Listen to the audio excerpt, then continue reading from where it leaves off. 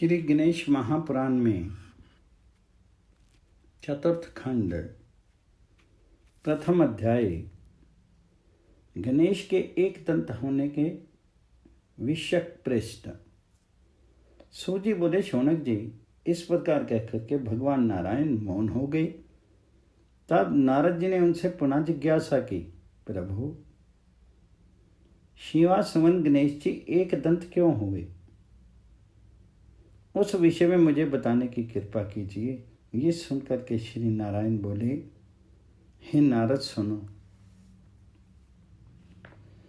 मैं उन एक दंत गणेश जी के समस्त मंगलों के भी मंगल रूप परम पुरातन चरित्र रूप इतिहास को कहता हूँ। हे मुनि, एक बार की बात है, राजा कार्तवीर्य आखेट के लिए वन में गया और बहुत से मृगों का शिकार करके थक गया। इसलिए उसने वह रात्रि वहीं व्यतीत की तथा उसकी विशाल सेना की पड़ाव का फैलाव महिषी जमदग्नि के आश्रम तक पहुंच गया। जब रात्रि व्यतीत होकर के प्रातःकाल हुआ, सभी शौच आदि से निवृत्त हुए, राजा कार्तवीर्य ने निकटस्थ सरोवर में स्नान करके श्री दत्तात्रेय प्रदत्त मंत्र का भक्ति भावपूर्वक जप किया। उसके पश्चात राजा को भूख लगी तो सोचने लगा कि भोजन की व्यवस्था कैसे हो। जब कोई उपाय नहीं सूझा तो वह महिषी जमदग्नि के आश्रम में जा पहुंचा। उसने वहां जाकर के महर्षि को प्रणाम किया और उनकी आज्ञा पाकर के विनीत भाव से सामने की ओर बैठ गया। महर्षि ने देखा राजा के ओष्ठ और तालु सूख गए हैं, इस कारण वह ठीक प्रकार से बोलने में भी असमर्थ है। तो उन्हें दया आ गई और कुशल प्रश्न के पश्चात उन्होंने उसे आशीर्वाद कर उसकी व्यग्रता का कारण पूछा। राजन, तुम्हारे मुख पर थकान के भाव स्पष्ट देखे जा रहे हैं, इसका कारण क्या है? तो राजा ने कहा, महर्षि, मैं कल दिन भर शिकार करते करते थक गया, उस पर भी कहीं भोजन आदि की व्यवस्था नहीं हो सकी। मेरी सेना के साथ सब लोग भी भूख प्यास से व्याकुल हो रहे हैं। राजधानी बहुत दूर है और साथ में कोई साधन नहीं, अतः ऐसी स्थिति में क्या किया जाए? मुनि ने राजा की व्यथा सुनी तो संभ्रम पूर्वक राजा को निमंत्रण दे बैठे। वस्तुतः मुनि को यह पता नहीं था कि सेना की कितनी संख्या है, किंतु बाद में पता चला तो उन्हें अपनी भूल का ज्ञान हुआ। अब वे सोचने लगे, इतने अधिक जन समूह की तृप्ति के लिए भोजन सामग्री कहाँ से आवे और सामग्री प्राप्त भी हो जाए तो भोजन बनाएगा कौन? महर्षि के आश्रम में कामधेनु विद्यमान थी। मुनि ने सोचा, अब तो ये कामधेनु ही मेरे वचन का निर्वाह कर सकती, अन्यथा राजा के समक्ष मिथ्यावादी समझा जाऊंगा, जिससे क्रुद्ध हुआ राजा कुछ अनिष्ट भी कर सकता है। ऐसा सोच करके महर्षि ने कामधेनु से प्रार्थना की, हे सुरभि, मैंने राजा की उसकी सेना सहित भोजन का निमंत्रण दे दिया, परंतु उतने बड़े जनसमूह के आहार योग्य ना तो सामग्री है, ना बनाने वाला रसोइया ही। इस स्थिति में बताओ मैं क्या करूं? कामधेनु ने महर्षि की बात सुनकर के उन्हें आश्वासन दिया, महर्षि, आप चिंता क्यों करते हैं? ये राजा और इसकी सेना तो क्या, मैं समस्त विश्व को भोजन कराने में समर्थ हूँ।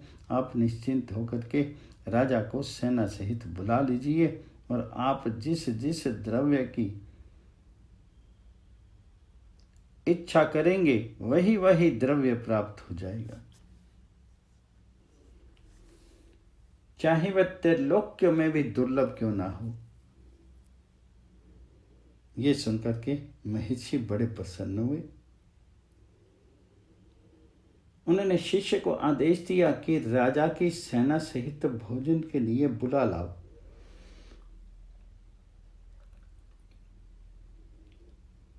शिष्य ने राजा का मुनि का संदेश दिया और तब राजा प्रसन्नतापूर्वक अपने समस्त सैनिकों के सहित आश्रम में आ गए।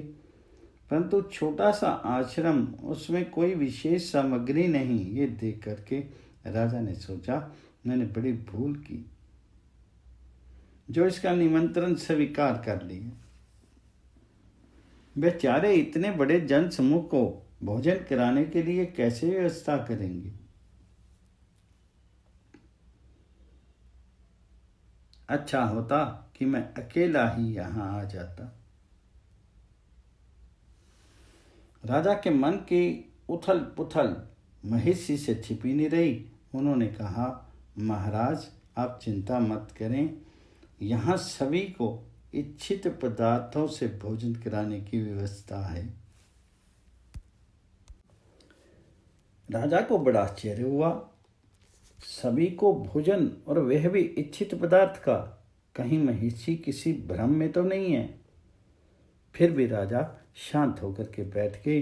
अन्य सब ने भी पंक्तियां लगा ली। तभी देखा कि सभी के समक्ष पत्तलें लग गई और उन पर वे भी पदार्थ हैं जिनकी इच्छा खाने वालों ने की थी, अर्थात जिनकी इच्छा मिष्टान की थी उनकी इच्छित मिष्टान, और जिसकी इच्छा नमकीन की थी उसकी पत्तल पर इच्छित नमकीन रखी थी। जो रोटी चाहता उसे रोटी, पूड़ी चाहता उसे पूड़ी और मेवा चाहता उसे मेवा की प्राप्ति हुई। एक एक करके सभी इच्छित पदार्थ पत्तल पर आते रहे। ये पता नहीं चला कि उन्हें कौन कब रख गया। थोड़ी देर में ही सेना सहित राजा पूर्ण रूप से तृप्त हो गया। वस्तुतः भोजन में प्राप्त सभी वस्तुएं दुर्लभ थी। राजा जानता था कि उस सब का निर्माण इतने अल्प समय में राजभवन में भी नहीं हो सकता था। राजा उस अवस्था से अत्यंत आश्चर्य में पड़ गया और मुनि के पास से अन्यत्र जाकर के उसने अपने सचिव को बुला करके कहा, हे सचिव, भोजन में परोसे हुए सभी पदार्थ अत्यंत दुर्लभ हैं। उनमें बहुत से तो ऐसे थे जिनके विषय में कभी सुना भी नहीं था। ऐसी अद्भुत एवं अत्यंत स्वादिष्ट पदार्थों की तो मैं भी सहसा साध्य नहीं कर सकता। इसलिए तुम मुनि के आश्रम में जाकर के ये पता लगाओ कि यह सब वस्तुएं यहाँ आई कहाँ से। राजा भी आज्ञा सुन करके जो आज्ञा कहता हुआ सचिव मुनि के आश्रम के भीतरी भाग में जा पहुंचा और सर्वत्र देखभाल करने के पश्चात राजा के पास लौट आया और राजा से निवेदन करने लगा, महाराज, आपकी आज्ञा से मुनि के आश्रम में भीतर जाकर के मैंने एक एक चप्पा चप्पा भूमि छान डाली, किंतु कहीं भी भोजन सामग्री तो क्या, उसके लिए पात्र भी दिखाई नहीं दिए। मुनि के घर में केवल यज्ञी काष्ठ, कुश, पुष्प, फल, आज्य एवं अज्ञानाग्नि के अतिरिक्त अन्य कुछ भी नहीं मिला। वहां कृष्णा, जिन, स्त्रुक, स्त्रुआ एवं शिष्यों का समूह भी देखा, किंतु तेजस आधार रूप शस्य आदि कहीं भी दिखाई नहीं दिया। आश्रम के सभी निवासी वृक्षों की छाल के वस्त्र धारण किए हुए एवं जटाजूट से युक्त पाई गई। आश्रम के एक स्थान में एक सुंदर गाय बंधी हुई थी, जो कि चंद्रमा के समान शुभ्र अंग वाली, अरुण नेत्रों से युक्त एवं देखने में अत्यंत सुंदर है। सभी आश्रमवासी उसी कपला नाम से पुकारते हैं। हे राजन, मुझे तो वह गाय ही समस्त पदार्थों, सस्यों, विभिन्न ऐश्वर्यों से युक्त एवं गुणों की आधार प्रतीत होती है। इसलिए आप चाहें तो मुनि से उस धेनु की ही याचना कीजिए। संभव है कि वहां इस सिद्धि का मुख्य कारण हो। राजा को सचिव का परामर्श युक्ति युक्त प्रतीत हुआ। उसने सोचा, अवश्य ये गाय ही आहार की सिद्धि में प्रमुख कारण है, इसलिए मुनि से इसी की याचना करनी चाहिए। ऐसा विचार करके राजा महर्षि जमदग्नि के पास जाकर के बोला, हे भक्तों के स्वामीन, हे भक्तों पर अनुग्रह करने में सदैव तत्पर रहने वाले मुनीश्वर, मुझ भक्त पर कृपा करके कल्पतरु रूप एवं सर्व कामनाओं के पूर्ण करने वाली कामधेनु की मुझे भिक्षा दीजिए। हे नाथ, आपके समान श्रेष्ठ दाताओं के लिए ऐसी कोई वस्तु नहीं जो अदेय हो। देखिए, प्राचीन काल का वृत्तांत है कि देवताओं की याचना पर महर्षि दधीची ने अपनी अस्थियां तक दान कर दी थी। हे तपोधन, हे तपस्या के राशि से पूर्ण संपन्न मुनिनाथ, आप अपनी भ्रुभंगिका द्वारा लीला मात्र से सहस्त्रों लाखों कामधेनुओं के समूह का सृजन करने में समर्थ हैं। हे प्रभु, मुझ पर कृपा कीजिए। इस कामधेनु की मेरे जैसे अधिक जन समूह वाले के लिए बड़ी आवश्यकता है, जबकि वह आपके लिए कोई विशेष महत्व की नहीं। मुनि ने राजा की बात का कोई उत्तर नहीं दिया। सोचा स्वयं ही समझ जाएगा कि नहीं देना चाहते, किंतु राजा तो काल के वशीभूत हो रहा था। उसे उत्तर प्राप्त हुए बिना चैन कहाँ था। एक महाप्रतापी क्षत्रिय होकर के ब्राह्मण से दान मांगते हो। दान लेना तो ब्राह्मण का कार्य है, क्षत्रिय का नहीं। क्षत्रिय तो सदैव दान देते आए हैं, फिर तुम क्यों धर्म विरुद्ध चेष्टा करते हो। राजा ने कहा, मुनीश्वर, धरती पर विद्यमान सभी वस्तुओं का स्वामी राजा ही होता है। वही सबके प्राणों का भी अधिकारी है। चाहे जिससे इच्छित वस्तु प्राप्त करने का उसे पूर्ण अधिकार प्राप्त है। इसलिए आप मेरे ईश्वर प्रदत्त अधिकार को ध्यान में रख करके कपिला धेनु मुझे सौंप दीजिए। इसी में आपका और आपके समस्त आश्रम वासियों का कल्याण निहित है। मुनि ने कुछ रुष्ट होते हुए कहा, अरे नृपधम, तो अत्यंत दुष्ट और वंचक प्रतीत होता है। आज तक किसी भी राजा ने किसी ब्राह्मण की वस्तु पर दृष्टि नहीं लगाई, किंतु आज तुम मेरी प्राणों से भी प्रिय कपिल धेनु को ले जाना चाहता है। देख, ये कामधेनु भगवान श्री कृष्ण ने गोलोक में श्री ब्रह्मा जी को प्रदान की थी। ब्रह्मा जी ने इसे महर्षि भृगु को दिया और उन्होंने मुझे ये दी है। इस प्रकार ये धेनु मेरी पैतृक संपत्ति है। इसका प्राकट्य गोलोक में भगवान जी के ही द्वारा हुआ है। यह त्रिलोक्य में कहीं भी मिलनी संभव नहीं है। ऐसी दुर्लभ धेनु का लीला मात्र से ही कैसे उत्पन्न कर सकता हूँ। राजा ने पुनः कहा, मुनिनाथ, ये गो तो मुझे लेनी ही है। उचित यही है कि आप किसी प्रकार की सहमति व्यक्त करते हुए इसे मुझे दे दें, क्योंकि ऐसी गो आप जैसे मुनियों के काम की नहीं, वरन राजाओं के ही काम की हो सकती है।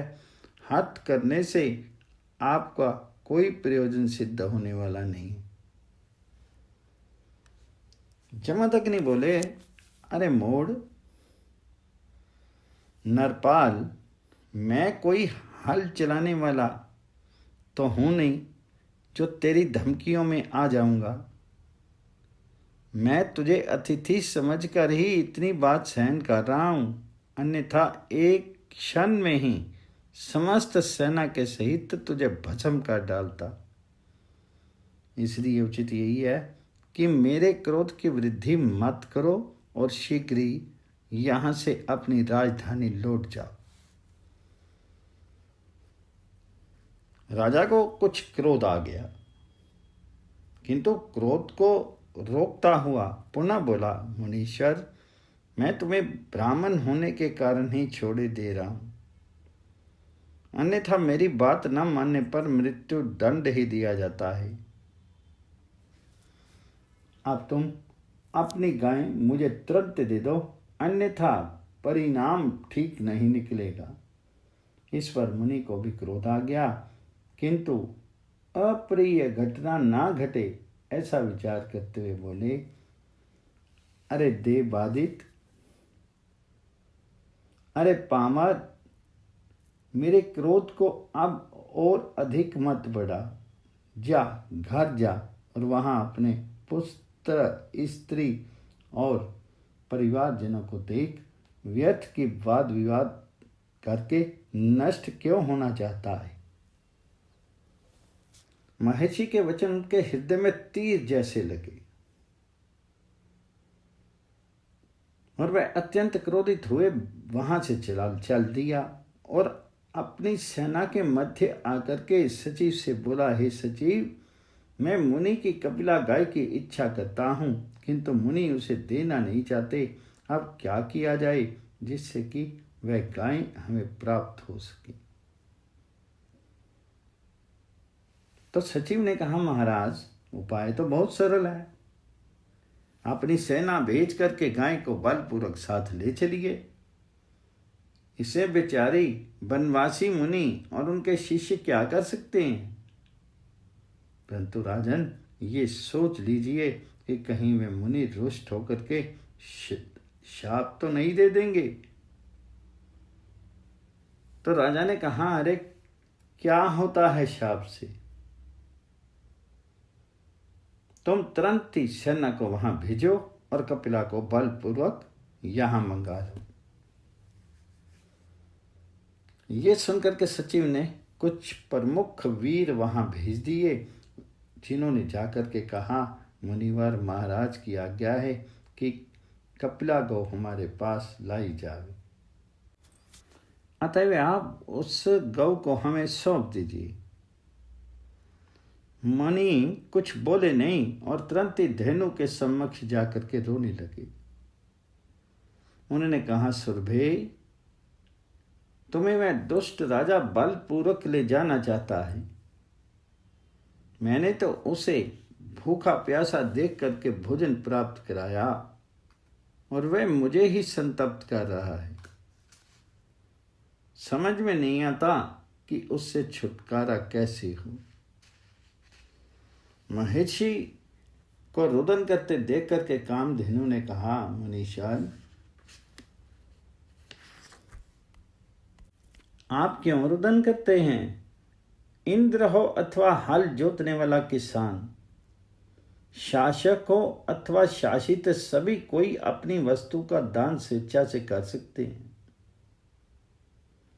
संसार में दान की यह प्रथा युगों युगों से इसी प्रकार चली आई है।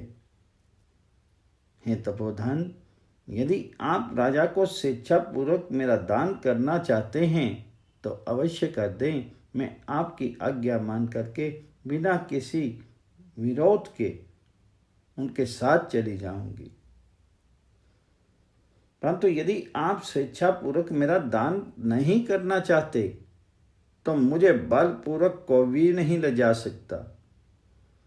मैं तुम्हें ऐसी सेना दूंगी जो राजा को यहां से भगा देगी।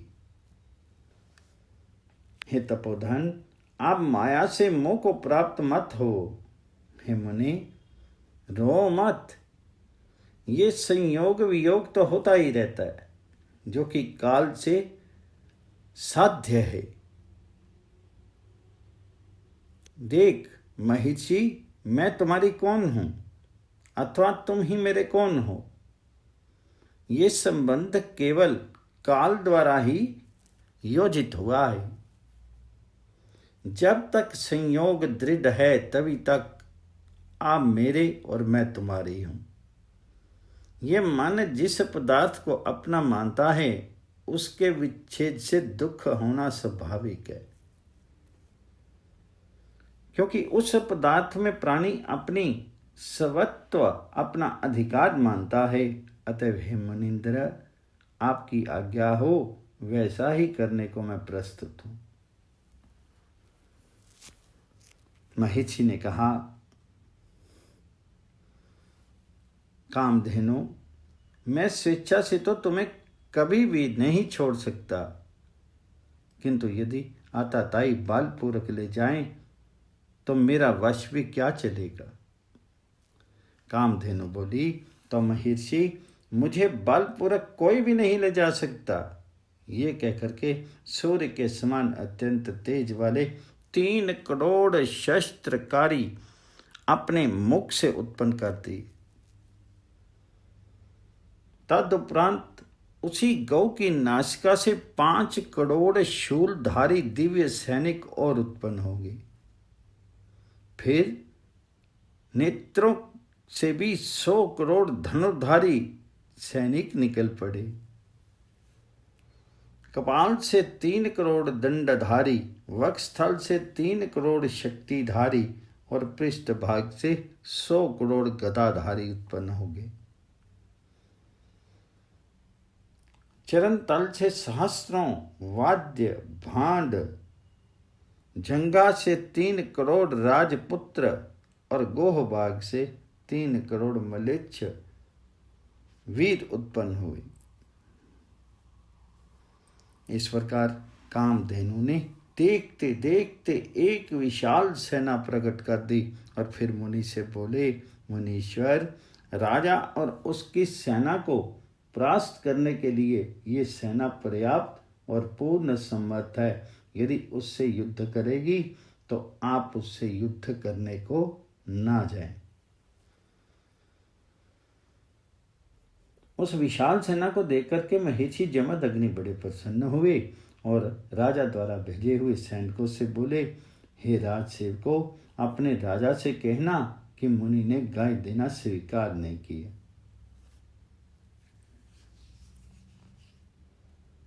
वह चाहे तो युद्ध करके अपनी शक्ति देख लें अथवा चुपचाप अपने घर को लौट जाएं। राजा के सैनिक लौट गए। उन्होंने राजा को सभी समाचार यथावत सुना दिया, जिससे राजा का अत्यंत आश्चर्य हुआ।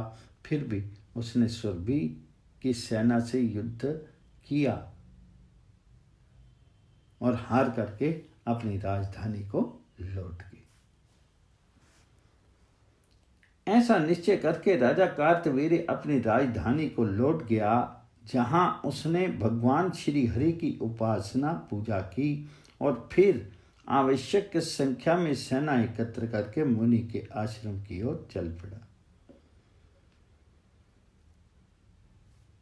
मार्ग में पड़ाव डालता और वहां के मनुष्य पशुओं आदि को पीड़ित करता हुआ शीघ्र ही जमदग्नि आश्रम पर पहुंचा और चारों ओर सेना लगा करके आश्रम को घेर लिया।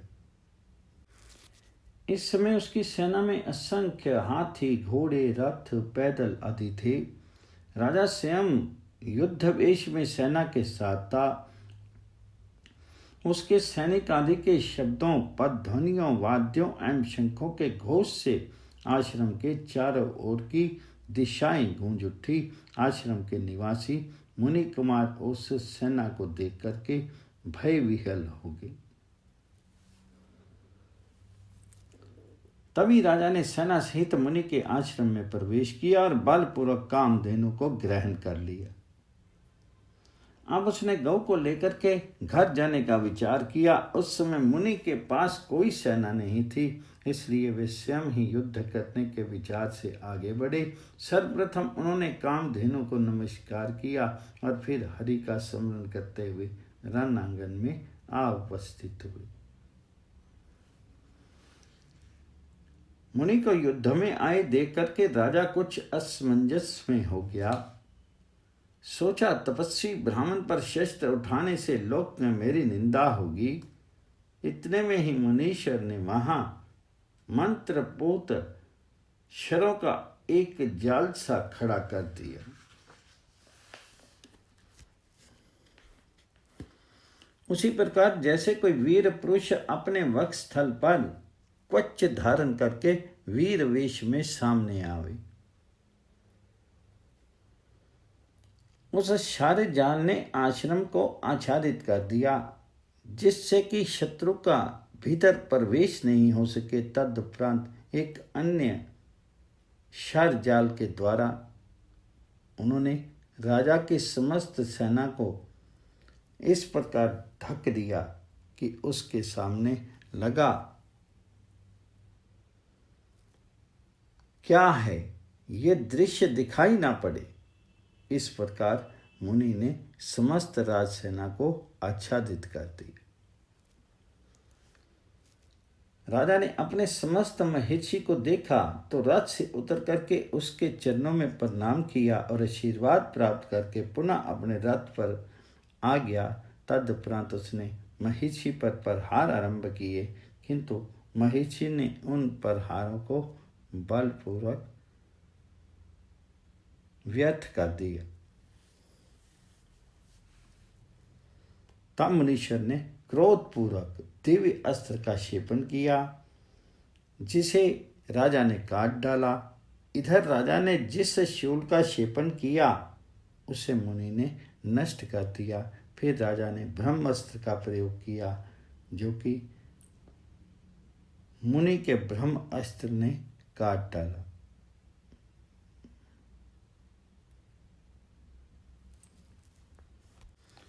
उस समय सभी देवगण आकाश में उपस्थित होकर के उस भयंकर युद्ध को देख रहे थे। परस्पर दोनों ओर से भयंकर प्रहार हो रहे थे, किंतु कोई भी प्रहार सफल नहीं हो रहा था। ये देख करके राजा ने भगवान श्री दत्तात्रेय जी का स्मरण कर उन्हें प्रणाम किया और फिर भगवान नारायण, ब्रह्मा और शिव जी के तेज का आवाहन कर उससे सभी दिशाओं को ज्योतित कर दिया। सभी देवताओं ने देखा कि त्रिदेवों के तेज से सम्मानित धोई वह ज्योतिर्मान महाशक्ति मुनि की ओर पड़ रही, तो वे हाहाकार कर उठे। तभी शक्ति मुनि के वक्षस्थल से प्रविष्ट हो गई और उससे वह अंग विदीर्ण हो गया। फिर वह शक्ति निकल करके भगवान श्री हरि का सानिध्य में पहुंच करके उपरामता को प्राप्त हुई। यह शक्ति पूर्व काल में भगवान श्री हरि ने दत्तात्रेय जी को, दत्तात्रेय जी ने राजा कार्तवीर्य को प्रदान कर थी। मुनि उस शक्ति के लगते ही मूर्छित हो गए। जब कामधेनु ने देखा कि मुनि के प्राण पखेरु उड़ गए हैं तो वह विलाप करने लगे। उनके मुख से केवल हे तात शब्द निकल रहा था। फिर वहां से गोलोक में जा पहुंची, जहां गोपियों से आवृत हुए भगवान श्री कृष्ण एक भव्य सिंहासन पर विराजमान थे। कामधेनु ने भगवान को प्रणाम किया और कामधेनुओं के समुदाय में जाकर के बैठ गई। उसके नेत्रों से जो आंसू गिरे थे वे मनुष्य लोक में रत्नों के ढेर रूप हो गए। उधर राजा ने कामधेनु की खोज की, किंतु उसका कहीं पता नहीं लगा, तो वह निराश हो गया और पश्चाताप करने लगा कि मुनि की व्यर्थ ही हत्या होगी। उसने वहीं प्रायश्चित करके अपनी सेना को राजधानी के लिए लौटने का आदेश दिया। और स्वयं भी निर्बाध रूप से अपने घर चला गया। मुनि पत्नी रेणुका ने अपने पति की मृत्यु ही सुनी तो शीघ्रतापूर्वक वहां आई और शव को देख करके अत्यंत व्याकुल होकर के रोने लगी। ये इतनी शोकाकुल हो उठी कि उसे मूर्छा ही आ गई। फिर जब उनकी चेतना लौटी तब परशुराम को पुकारने लगी। उसने कहा, राम तुम कहाँ हो? इस विपत्ति में तुम ही उबार सकते हो। यहाँ आकर के अपने पिता की दिशा तो देखो पुत्र। एक निशंस हमारे हत्यारे राजा ने इन निरपराध एवं राग द्वेष से रहित मुनि का वध कर डाला है। इधर माता विलाप कर रही थी, उधर परशुराम जी को समाधि में बाधा पड़ी। उन्हें लगा कि माता पुकार रही है तो तुरंत ही वहां से चल दी। वे मन के समान वेग से पहुंचने में समर्थ थे। उन्होंने शीघ्र ही भक्ति भाव पूर्वक माता के चरणों में प्रणाम किया और फिर पिता के शव पर उनकी दृष्टि पड़ गई तो वे क्रोध से कांपने लगी। उन्होंने कहा, मेरे पिता परम तपस्वी और सर्वसम्मत थे। उनकी मृत्यु सहज रूप में संभव नहीं थी। उन्हें किस पापी ने इस दशा में पहुंचाया है, ये बात मुझे स्पष्ट रूप से बताओ। आश्रमवासियों ने सब समाचार आदि से अंत तक सुना दिया। फिर यह भी बताया कि मुनि के प्राण जाने के पश्चात कपिला धेनु भी यहाँ से चली गई। पिता के शव को देख करके परशुराम जी विलाप करने लगे। ये देख करके माता बोली, हे पुत्र, हे राम, तू रुदन मत कर। मन को स्थित करके पिता का लौकिक कर्म कर। मुझे भी उनके साथ जाना होगा, परंतु तुझे प्राणों से भी अधिक प्रिय पुत्र को अकेला छोड़ करके कैसे जाऊं? परंतु पुत्र, संसार में जो आता है उसे कभी ना कभी जाना ही होगा। इसलिए तू धैर्य रख करके अपने माता पिता की समस्त क्रियाओं को कर। माता की बात सुन करके परशुराम जी को बड़ा दुख हुआ। बहुत चाहते हुए भी मन को धैर्य नहीं होता था। उनके रुदन से सभी आश्रमवासी मनुष्य तो दुखित थे ही, पशु पक्षी और वृक्ष आदि तक शोक से पीड़ित हो रहे थे।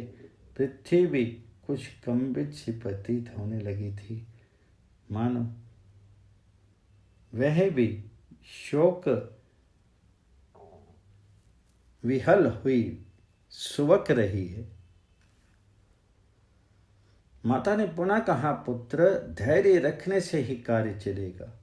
विधि का विधान अमिट है। फिर भी मैं तुझे सीख देती हूं कि राजा से युद्ध मत ठान बैठना, क्योंकि वह बड़ा बलवान और प्रतापी है। कहाँ हम दुर्बल ब्राह्मण और कहाँ वह अत्यंत शक्ति संपन्न क्षत्रिय राजा। कहीं भी तो हमारी उनकी समता प्रतीत नहीं होती। इसलिए उनसे युद्ध करने से हमारी विजय संभव नहीं है। ब्राह्मण का कार्य तप करना है, तुम उसी में चित्त लगाए रखना पुत्र। ओम गण गणपति नमः।